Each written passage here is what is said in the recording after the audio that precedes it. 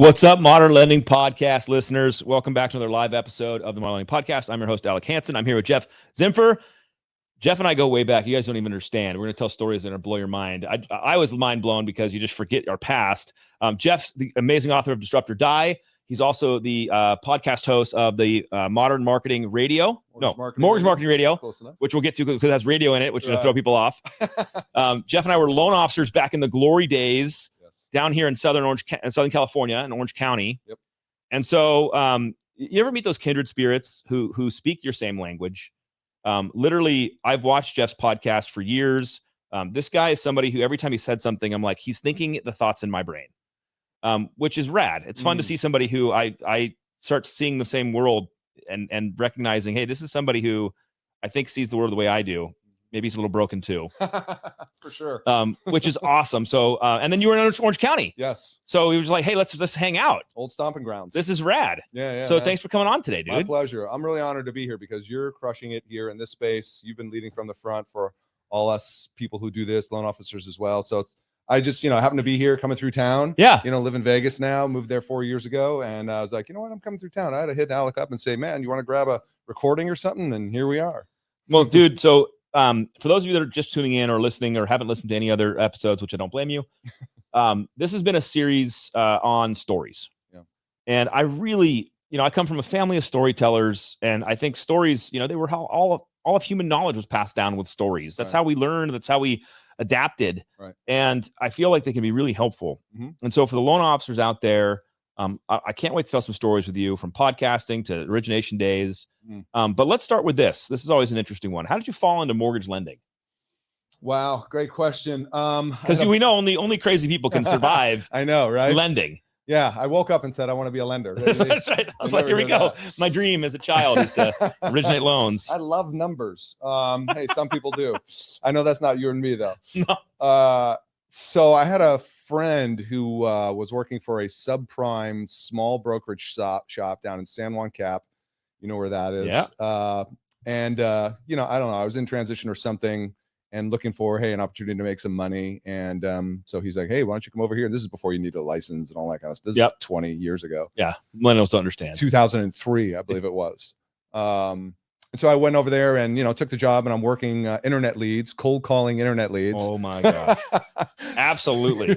Subprime lender, cold calling internet leads. And I realized after about, 60 days into that run, I was like, I don't think this is really what I had in mind, what I want to do. And at the same time, I always love to tell this story. I was reading the magazine. Remember Mortgage Originator magazine? Absolutely. Yeah. And that was like the place me and you probably would go to be inspired. Yeah, it became Scotsman's Guide. So everyone knows Scotsman's Guide, but it was a Mortgage Originator magazine from the glory days. Yeah. And they would always feature these top producers. And I remember this literally, I went to my friend and I'm showing him these articles of people that are doing 50 million, 100 million. Yeah. And I'm like, dude, look at these people are doing like 50 million, one guy. And he goes, that's not one guy. That's a brokerage. It's a whole shop. Yeah. He goes, that's they just, build up their numbers to make it look like that. He goes, there's no way one person can do that much volume. I'm like, what? So I was calling BS. And then I, just went upon this journey to be like, okay, I don't believe him. Number one. Number two, I want to have a career. I don't want to be the phone jockey guy, you know what I mean? Calling internet leads and stuff. So I was like, no, I want to find the truth. And I did. And so then I, long and short, found my way to Countrywide, man, was the next gig from there. It's so funny to hear that story because at 23 years old, I fell into the mortgage industry and I sat as a receptionist for Kevin Buddy, who we both know. Yep. So you were pounding the phones, and I was sitting in front of this guy who said, go out and talk to 8 realtors a day or don't come back. Right. But that's amazing. So how did you get out of the call center? I just started interviewing, which is funny. Now I haven't thought of that actually in forever. A lot of people said no, Really? They're like, you have little to no experience. You've been working at a call. Shocking, right? They're like, no. A company not hiring loan officer. That's amazing. Yeah. Versus like, get in here and here's some money. I forget how I got there, but I did get an interview. And this was before the office we were talking about earlier. There was an office in Tustin. I can't remember. Oh, I do remember the name vaguely right now. But anyway, they gave me a flyer. They're like, all right, hot shot, we'll give you a chance because you're so persistent. Yeah. I think I might have done some aggressive marketing to get his attention or something. But here's the other moment I do clearly remember was I was given my business cards, put them on my desk.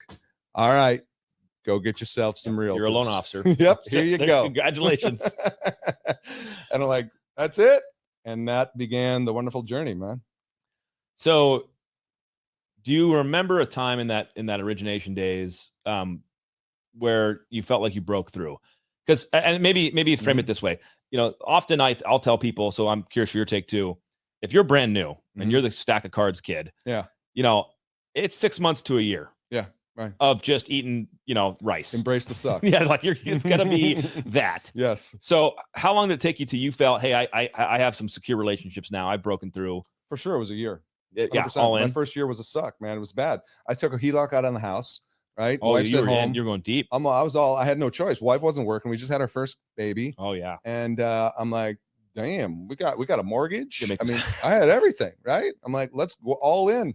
Let's go. And so that was the only way I could survive is, that thank God to that HELOC. And that bought me time to ride out that first year. And then something did click for me.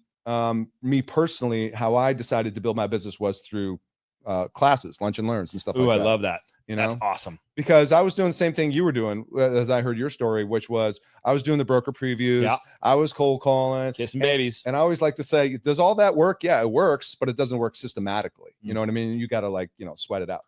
So I don't know what happened. I don't know, you and I didn't talk about this, but prior to that, I was actually years ago, I worked for Tony Robbins. It was a seminar guy for him. Yeah. So I traveled around the country and I did seminars, live in a city for 6-8 weeks at a time and walk into all these offices with 5-6 other people. And we went to the car dealerships, the real estate offices, the mortgage offices. Yeah. And when I got off the road, I was like, what am I going to transition into? And so for me, it was mortgage. And then so all of a sudden something happened. I was like, why am I busting my ass cold calling and door knocking? I'm like, why don't I get 10 realtors in a room and just teach them something that they would find valuable? So what was the first class? I don't remember. It was probably marketing related for sure.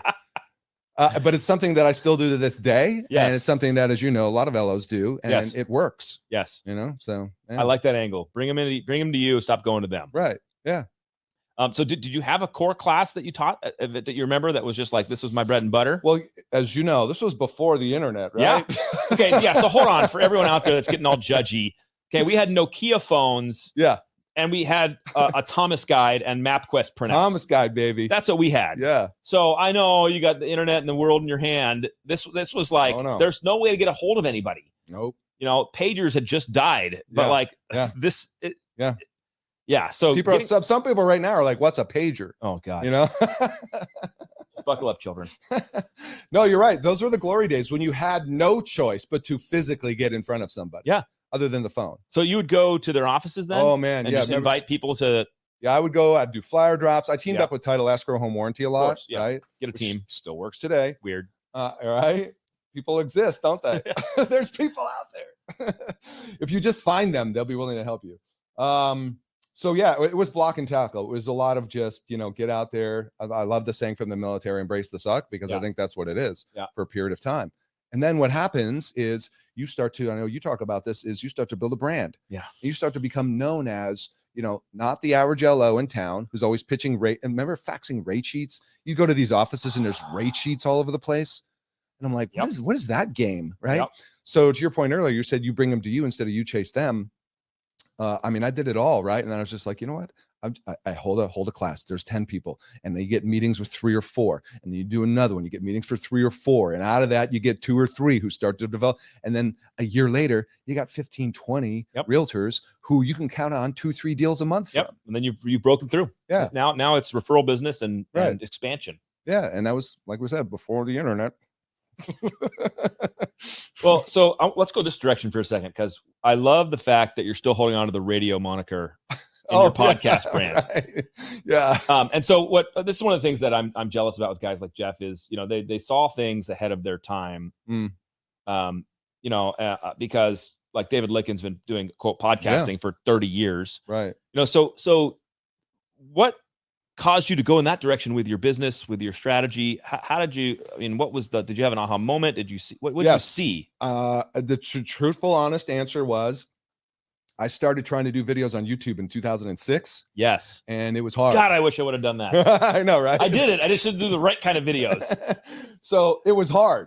I had my camcorder. Yeah. And this was back when I was traveling and stuff. And I'd be in a hotel room just like this. I'd have the tripod set up. Oh yeah. And I'm trying to record my videos and my little snippets. And then I got to upload it and everything that goes with video. I'm like, this is hard. Brutal. Wow.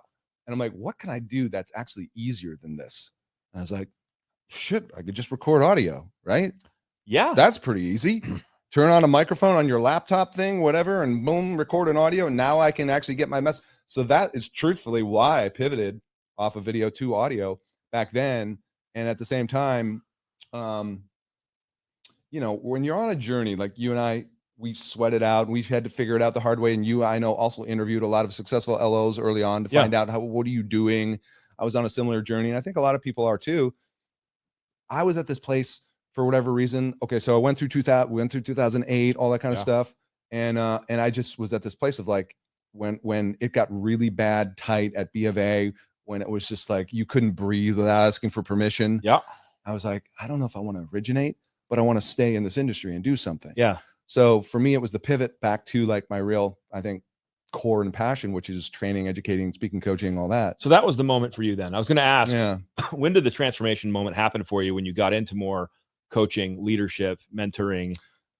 I always wanted to have a platform. Yeah. To be honest with you, I always saw myself as being an author one day, having my own show or whatever brand. And I saw that as the pivot because I could take this expertise or experience that I think I, developed and then take my natural, I think, innate abilities to find what really works by interviewing, talking to people, and just bring people solutions. That's all I wanted to do. I wanted to bring people solutions. And for me, the podcast was the vehicle to do that. And so I got really curious, right? And I just started calling people up and I'm going, hey, would you be would you be open to an interview? Well, so I want to talk about that. We got to unpack that because there are, I don't think, I think podcasting is an amazing vehicle for personal branding, for driving deeper relationships, for bringing on guests, right? For just as a social media strategy, because you can just continue to share moments that don't have to be from you, right? You can bring on smart people and let them just talk, and then they drop nuggets, and you're just like, yeah, well, I'm associated to this intelligence, So what was it like in the early days for you? Because I know there's somebody out there thinking, God, I should probably do something here. You just calling people? Yeah, man. I was calling people, emailing people. And I let me tell you what, I got a lot of no's. What did they say? Why'd they say no though? Just curious. They just said no. That's it. Like you didn't get like, I don't understand why you're doing this. Some people did say that. Yeah. Some people didn't. Because you were early. Yeah. You were so early. I could see people being like, nah, that's weird. It was January 5 years ago, whatever the math is on that. It'll be 6 years come 2022. Yeah. So yeah, early on, there was a lot of no. A lot of people thought I was the scam. They didn't understand the angle. That's what it was. That's awesome. What's the angle? You're like, just want to interview you, just get some knowledge. Yeah, exactly. Wow. Isn't that so funny? Not today, right? You're like, oh, podcast. Yeah.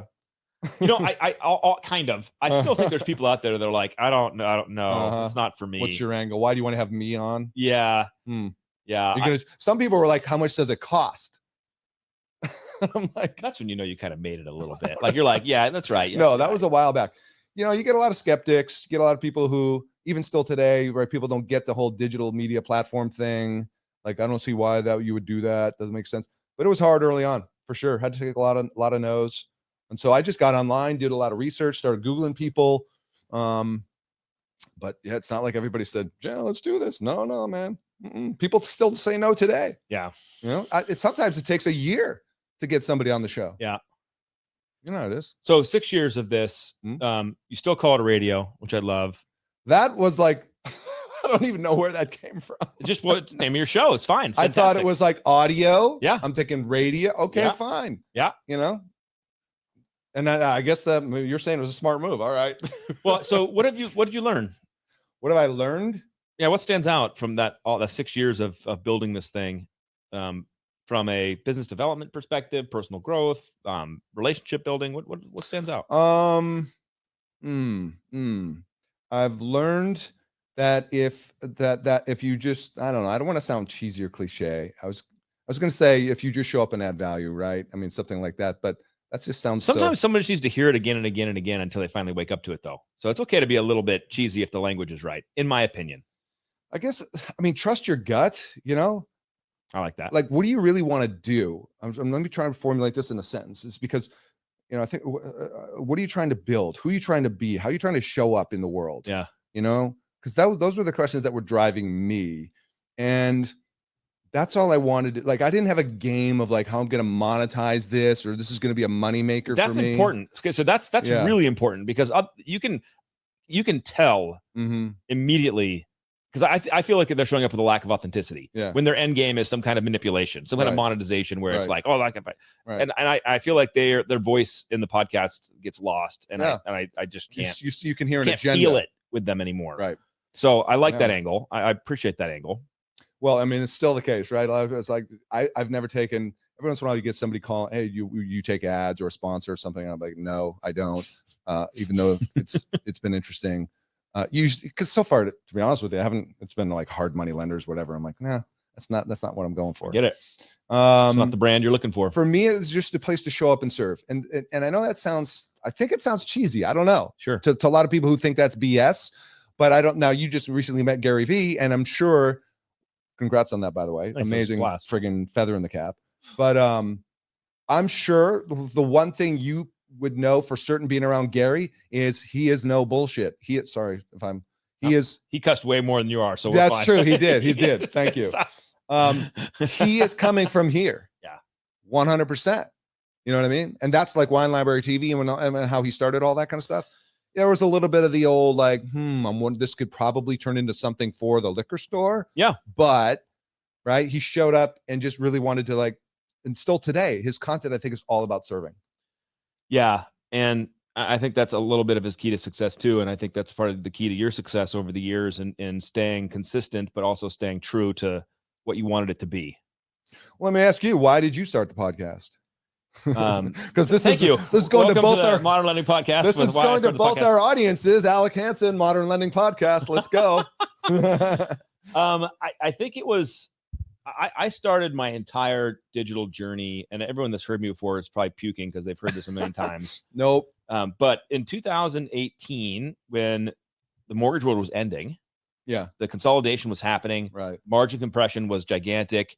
It was going to be this great, I call it the great consolidation, that I feel like, in the crisis created this fragmentation of the industry with all of these, I don't want to call them micro companies, but smaller mortgage companies that have gotten bigger over time. Right. That just became into existence because there was a void. Right. And everything was destroyed and absorbed by banks, and they don't mortgage lend well. Mm-hmm. And so, I predict and continue to predict incorrectly that at some point there's going to be this consolidation where they just can't play at that level anymore. Because of the requirement for technology, the requirement for scale to maintain margin. So it's just a personal viewpoint. But I'm like, it's happening. 2018, I'm like, this is happening. And the other thing that I saw happening, which was a little bit terrifying to me, was, I'm a street kid in mortgage. Yep. I was door to door, belly to belly, driving with MapQuest printouts, trying to find the next open house, pissed off when there's a title rep there and not the realtor I wanted to see, yes, putting on my suit and tie on Saturdays and Sundays and going to open houses, trying to get appointments. And what I saw in 2018 was the death of that person, that salesperson, because the consumer was just changing. We were all changing so rapidly into this internet first society, cell phone driven, touchscreen, smartphone, and the multiple listing service was private. Yeah.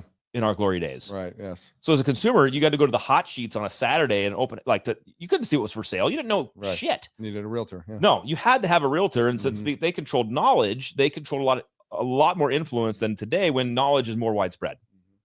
And so I was, thinking that my people were in trouble. So you wanted to show up and serve too. Well, so yes. And then I realized loan officers needed to show up.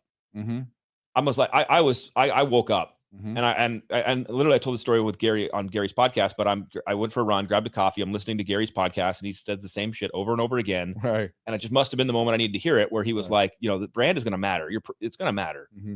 And I was like, you know what? This is so true for the loan officers that I serve, for the people that I lead, for our industry. And then I looked around and I was beating the drum. You got to get on social. You got to get on video. You got to get out there and be comfortable in this new medium where people are consuming content. Right. Podcasting. And then I looked around and I was doing none of it. Mm-hmm. And I go, well, what kind of a hypocrite am I if I'm telling someone to do something and I'm not willing to do it? Right. And so I dove into the space. I did 100 videos in 100 days as a test to figure this out, to stay committed to something. I'm going to do something. And, it lacked a ton of direction. It was very scattered. It was one topic and then randomness. But through that process, I started to learn a ton of different things and validate a lot of other things that I've been told by people that even listening to some of your early stuff, where I was like, okay, this is I'm right. Mm-hmm. This is happening. Right. And so that was the birth of the Modeling Podcast, because I figured if I'm going to tell people I think they need to look at podcasting as a potential medium for them, but I was never going to try it. Well, who am I? Yeah. And maybe my podcast at some point ends because it's not for me. Maybe there's a great loan officer in Vegas who found his medium in YouTube. Yep. Sean. Yeah. Yep. I mean, so he figured it out. So he doesn't podcast anymore. It wasn't his. It didn't right. fit his voice. And he recently changed his content too. Yep. From lifestyle to more financing related. Well, and that's my point, is like, I feel like you got to be in the water to figure out where you're going to play. Yeah, that's such a good point too, for anybody who gets hung up on like, where do I start? It's just, you just have to start. And, like you said, get in the water and start swimming and you'll figure out your path, Yeah. So that was how this podcast started, and then I did, but maybe you did, but I called people that were safe, that I knew they couldn't say no. People that work at Loan Depot. I'm like, you can't say no. Yeah. You have to come on my show. But again, it was just putting reps in. Yeah, exactly. Trying to figure out, what do I want this to be? Yeah. What should it be? Did you know though it was going to be as creative as it is? Like, you've got all your characters and stuff like that. Like, did you have a vision in your head of like, dude, I get to be crazy and silly. Let your real personality come through. That I think that I had that became. I think that's part of the journey too. Yeah. I think at some point the layers start to slough off. Yeah, you get more comfortable. Yeah, where you're kind of like, you know what? I'm more comfortable in my skin now. I'm a little more comfortable in my skin now. Because that's part of you, really. Oh, huge! All that the crazy stuff you do. Oh, I'm the biggest dork, which is funny as hell, by the way. time. I just have to Thank say, you. It's not. First of all, I don't think everybody can do it.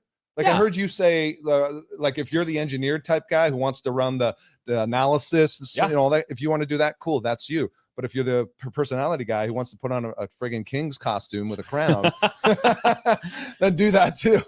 Yeah, I mean, I think we all have a unique voice to give to a unique audience, right? That is going to be attracted to that. Yeah. And so, if I'm not living that authentically in my own voice, then how dare I tell somebody else to do something? And have you been able to convert anybody? Yeah, well, in their own ways. Mm-hmm. So, like, I'd like to hear your thoughts on this too, because you brought up the hybrid loan officer earlier, which digital local type of a thing. Right. I totally agree with it.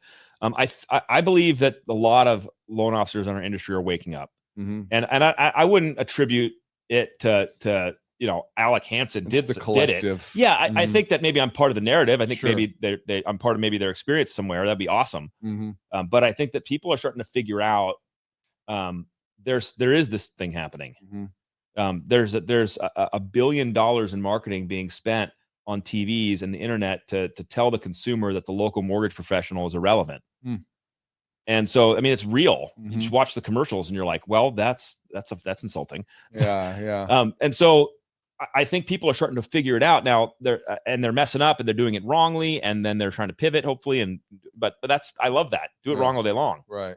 So when was your first insight into this hybrid that you called it, this digital local? My answer to that, I'm always going to be 100% honest, is the way I'll answer that or frame that is I never believed it was going 100% digital. I think there will be those options for people who want that, but that's not everybody.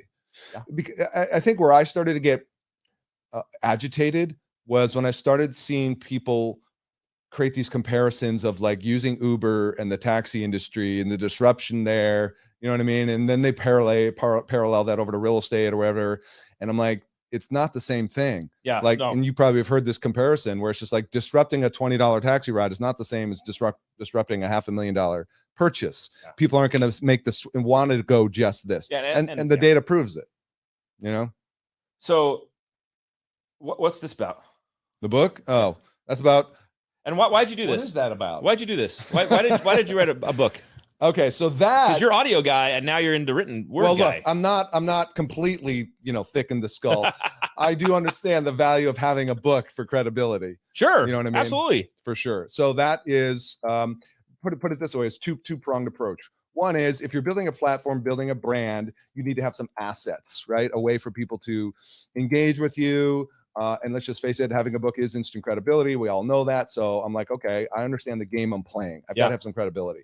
But also it was a way for what I wanted to tell the story there was back to what I just said, which was surviving and thriving in the digital real estate shift is not just about, hyperbole about digital and go all in on digital and you got to be on video and all these things people just throw out there randomly. I'm like, there's more to it than that, and it isn't just that. It is, this term, the hybrid loan officer, which is the new book. Nice.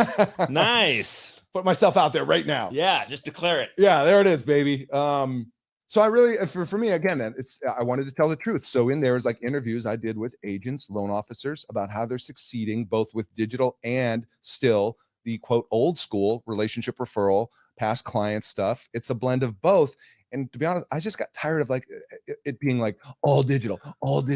Yeah. And I'm talking to people who are succeeding who aren't all digital, right? They're succeeding with the relationship side of things. And so that was kind of the motivation. Dude, I love that. I've always been said they're not mutually exclusive. Right, exactly. We talk about social media and I'm like, this is additive. This is not replacing your relationships. Right. This is not throwing away. And everyone hears, me say that analogy of realtors losing influence. And what I mean by that is the customer is taking more and more control of the process. But by no means does that make a realtor irrelevant. No. I still see tons of realtors with massive amounts of control on a transaction. Oh yeah. And then I see some that have no control, and a customer does walk in with a quick and pre-approval, and they just accept it and move on. Well, I spent a lot of time kind of doing research in the field. I follow a lot of people who then I like grab their info and make me look really smart. But I usually credit them where possible. You use that trick too, huh? Yeah, exactly. Shoulders of giants. Shoulders of giants. I just got to stand on your shoulder. I'll give you credit. But I think the future of the industry is simply more fragmented. That's it. Are realtors going away? No. Are consumers going to have more options for how they acquire that piece of? Yes. I mean, one of the new models I'm seeing is the referral fee model, like we just saw with Zillow. Dude, it's real. Yeah. So the iBuyer thing for Zillow, dead, gone, right? We don't know what's going to happen yet with Open Door, or OfferPad, but we're seeing that that's a difficult model to sustain. Yep. But what I think is the next version of the model is with this model they call the power buyers. Yeah. You've heard of these, right? These people like Orchard and what's the other? I can't remember the other one right now, but Landis. There's a few. There are always some sprucing up. They got tons of money. And what they're doing is say, let me get to the buyer first. And I'm going to find the property that you want to buy. And oh, by the way, like you don't even have to move out of your current house or we'll, all kinds of options they're going to do. Bridge them, all that stuff. Yeah, bridge them, exactly, to get to the buyer first. And so I saw the stat that Tom Ferry put up the other day in one of his events, and that he sees the future of the market is small sliver FSBO, roughly 50% agents, the other 50%. All those transactions will have a referral fee component to it, whether it be from a big company or something else, Yep. What a evolution to the process. Yeah. So going back to your comment about digital, local, what do you think a loan officer needs to do today to be relevant? Yeah, great question. I think they really, first of all, need to show up and create a place where they can engage, create an audience. I was at this conference a few weeks back, and I designed this whole presentation, which was called "Defeat the Disruptors," because that's what they asked for. And it was all around how do you, as a mortgage originator, stay relevant. And a lot of it is like kind of what we talk about, which is who can you serve? Don't be everybody, be for somebody. Yeah. Who are you choosing to serve, and what problems will you solve? And then where are you going to show up online, right? Where's going to be your destination? Is it going to be Instagram? Is it going to be LinkedIn? Whatever. You've got to show up someplace and build an audience. And you also have to build that audience offline because you don't own any of that. Yep. Facebook was down for 8 hours a few months ago. I loved it. The world panicked immediately.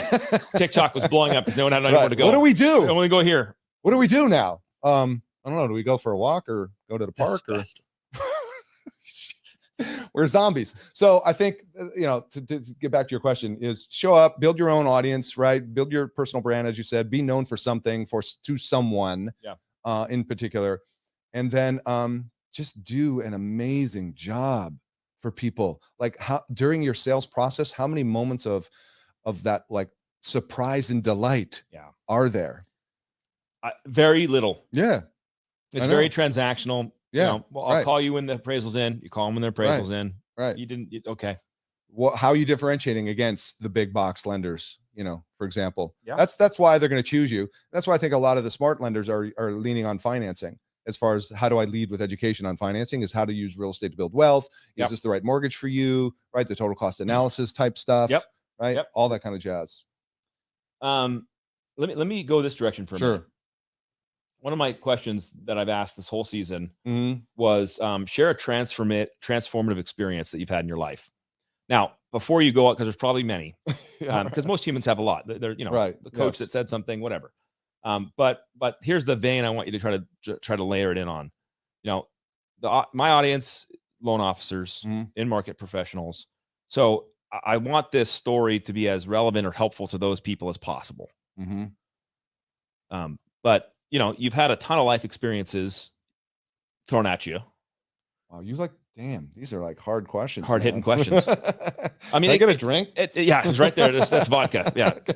I mean, it could be as simple as the glory days of origination, and that the meeting that changed your life that is still as relevant today as it was that time it happened. It could be the experiences you've had going digital and getting onto podcasting and where that's taken your career and help build a platform and set you on a direction that was where you really wanted to go. And you've done a ton of stuff. There's like 3 or 4 things floating through my head, and then thinking in the context of your audience. And I'm trying to choose which one is the most relevant because I'm thinking of 2. So let me start with this one. You know how maybe you found this to be true, and I don't know what the mix of your audience is. Is it new versus seasoned or a blend? I get some both. Get some both. I don't know about you, but like when I was first out there calling on realtors, I was nervous. I was. I feel you on that one. Yeah. Were you kind of intimidated? I drove away. I tell the story all the time. I finally pull up to the number 1 producer in Orange County, in Newport Beach. Yeah. And I look in the house and he's there. You drive first time, 23 years old. First time I ever met this person.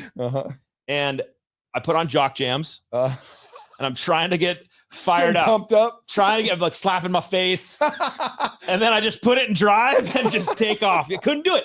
Couldn't even go in, Jeff. I couldn't even go in and say hi. Right. I didn't have to bring a flyer. I didn't have to sell anything. I just had to go say like, I'm Alec. Here's my card. Not even give a card. Right. Oh my God, I couldn't do it. Really? So talk about fear and nervousness, man. I feel you 100%. All right, well, let me flip it around because this is our show. We're mutually interviewing each other. So you went back, or how did you get over that fear and intimidation? I knew on the other side of that was the opportunity. I knew it in my soul. And I think like you don't know that, you can never face down your fears. And I was very insecure growing up. I was bullied. I had, I still have the chirping of the fear of rejection and the insecurity. I mean, it's all still in the reptilian brain. I deal with it all the time still. Now I'm older and I have more things to help me manage it. But I knew on the other side of this was the opportunity that is transformative, and I'm competitive and I don't like to lose. So I feel like I had a unique engine that helped me face it, but everyone's got to face it with whatever the tools they got. And so the way I did it was I tried to hack the game. I didn't sell anything. Because if I'm not selling anything, if I never ask you for a meeting, you can't tell me no. Right. It's really easy. Now, I knew somewhere that I'd have to have a meeting at some point. I'd have to come to the rejection line at some point. Right. But I was like, well, that'll be later. And, I lived very simply. I had a 1-bedroom single apartment, I drove a Honda Civic, my dad, God bless him, he paid it off for me when I graduated college as my gift. So I had very little expense. Wow. And so I I just went in and introduced myself. That's it. I didn't bring a card. Mm-hmm. I didn't bring a flyer. Mm-hmm. I learned real quickly, by the way, that I had to introduce myself as a lender because I went in on a weekend, introduced myself, and the guy thought I was a buyer. I spent an hour touring around the house, never could talk to that realtor again. Never. Love it. Just could never talk to him again. So I realized that I just had to say hi. And my name's Alec. Wow. And how's the market? And I hate small talk because I don't do well with that either. But I just had to figure out what to do. And then, I train this now to a lot of people who face the same demons because over time, what happens simplistically is, the 5th meeting, the 6th meeting, it's instead of saying, hi, I'm Alec, they go, hi, Alec, when you walk in the door. Mm-hmm.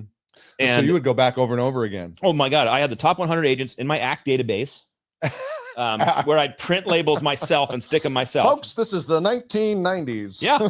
And I so anytime there was a broker preview or an open house for those top agents, I was there. Really? Yeah. Every time. I would walk in every similar time. Thing. Yeah. Yeah. Yep. And walk in every time.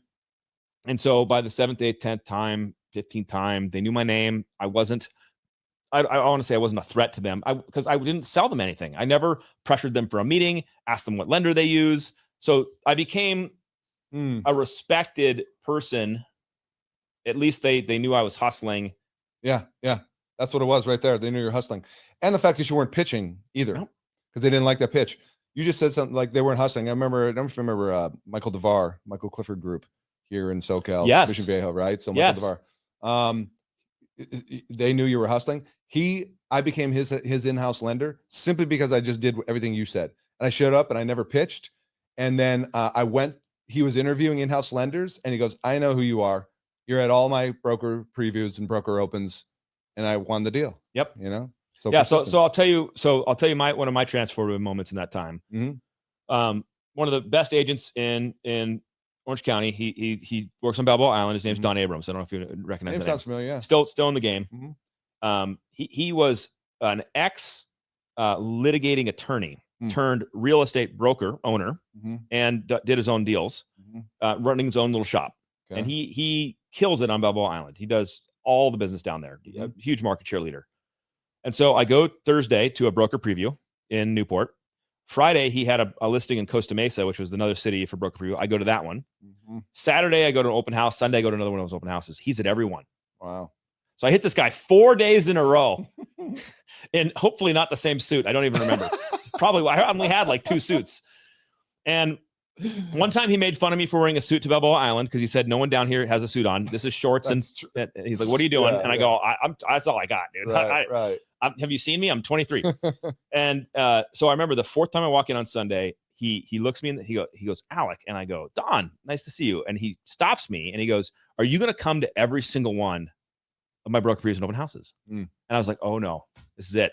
This is my moment. I hate this moment. This is what I've been trying to avoid. And he's forced the moment where I have to tell him, I'm hunting him. Right. And so I tell him yes, somehow. I'm sure my voice cracked. And then he gave me the biggest grace and a defining moment for my career. And he laughed and he said, it took my last loan officer 2 years to earn my business. Keep showing up. Wow. It's great to see you. Interesting. And one of the things that I teach and coach to and just share with people is you never know what's going on under the surface for these big agents. Right. Yeah.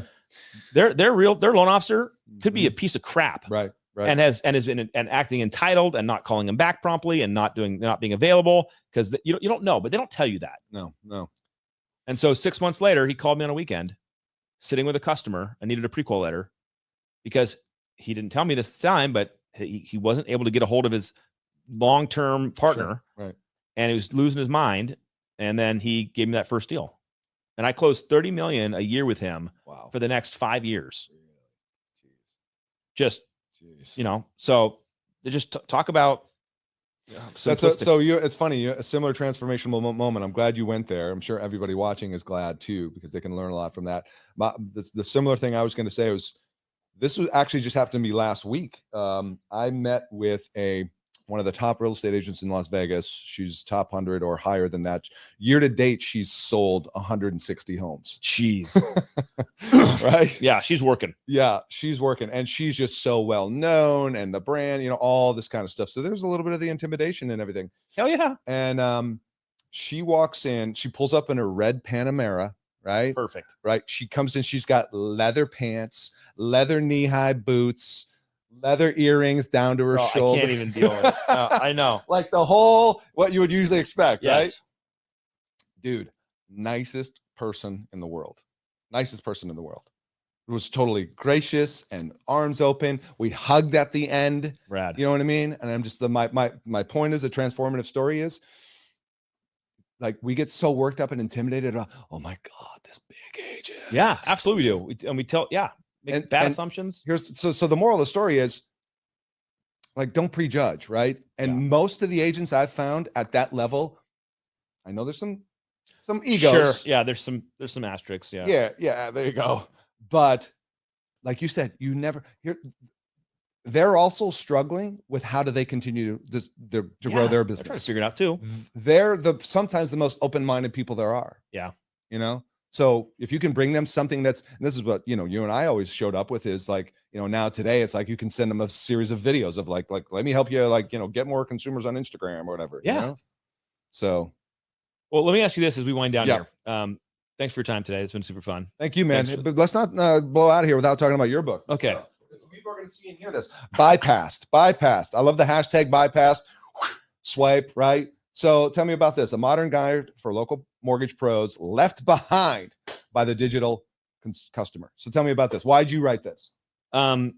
Similar to your view, to your answer. I felt like I had a lot that I wanted to get out. I felt like I had a lot. Yeah, a lot too much sometimes. I felt like I had this information that I needed to share. Yeah. And so I was trying to figure out how to do that. And, I developed the internal training platform for Loan Depot. I started to kind of condense the thoughts into more of a process. Yeah. And so, that was what born this. And I donate 100% of the profits to Freedom Alliance to support our veterans, because for everyone that's been in the mortgage industry and that's had levels of success, it's been good to us. Right.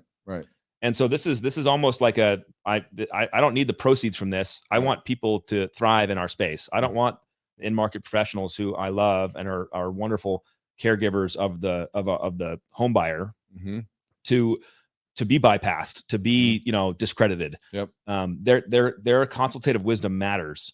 Their experience levels matter. Yep. You're taking on one of the largest debts of your life. We know what happens when you do bad loans. We watch the world go down. Yes. So we know how important this moment is, this consultative experience is. And so I was like, hey, I got to get this into this format. And that was what really drove me to put this into paper. That's cool. So it was a passion project. Yeah. And the same stuff too. I feel like if you got something to say, you should say it. And if it's worth it, people will buy it. Yeah, exactly. And I love it, man. Congrats. I'm sure it wasn't easy. I know writing a book isn't easy. No, the hardest part, and this is hysterical, was I'm an audiobook guy, huge audiobook guy. And so I wanted to have an audiobook version of this. Right. And I decided that I would read it myself, because Mark Randolph, who was the first CEO of Netflix, narrated his own book called That Will Never Work, which is incredible. And I love listening to it because I got to listen to the guy tell his story. Right. And nothing makes you feel dumber than trying to read your own book. Mikey was in the studio with me. How long it took us? Months. Because I'd read a page, I couldn't do it. I get stuck on a paragraph or a sentence, and like I'm out. I quit. We're gonna start it tomorrow. Like, I just lose your mind. Did you get it done? It's done. Well, it's on Audible. Better than me. I haven't even done it. It's brutal, dude. It was just hours in the studio with the mic and a headset, and you have to read at a slower pace, and you just want to kill yourself. Right. Because you're like, I should change this. It could sound better. Oh, that's the worst part. Is when you realize that one of the sentences is dumb, and you're like, I got to read it like that now. I definitely want to get the book and read it. So, and we're going to make sure that when my audience is listening to this, we're going to put links. Make sure you get me one. Thank links to where the book is and all your shows and all that. All right. Final question for the group. Sir. I love this question. Okay. If you were sitting down in front of a brand new originator and a 30-year veteran, and you got a few minutes with them to give them advice, what are you going to share to those two people? Oh, geez, man. Seriously? Yeah. Like it, I know. Should have you got to brand new originator, 30-year vet. And what advice would I give each of them? Yeah, or communally. Other than for the brand new person to shadow the 30-year vet for the next 6 I love months. it, dude. Absolutely. Spit the truth, man. That's the first step, right? Shadow this person and see what they do. I love that. That's working for them. Okay, so I would say this is be adaptable. Be adaptable because it's for certain that things are going to change, and what you're doing today and how you're getting clients today may or may not work 5 years from now. So I think the survival to success is not the fittest. It is the most adaptable to change to fit your current environment. And that's it. So just eyes wide open. Dig that, dude. Yeah. Totally on point. That's it. Thank you, brother. Thank you, man. All right. Pleasure Mikey, to be here. Take us out, my dude. But this was fun. I appreciate you. We'll see you guys next time on the next episode of the Modeling Podcast.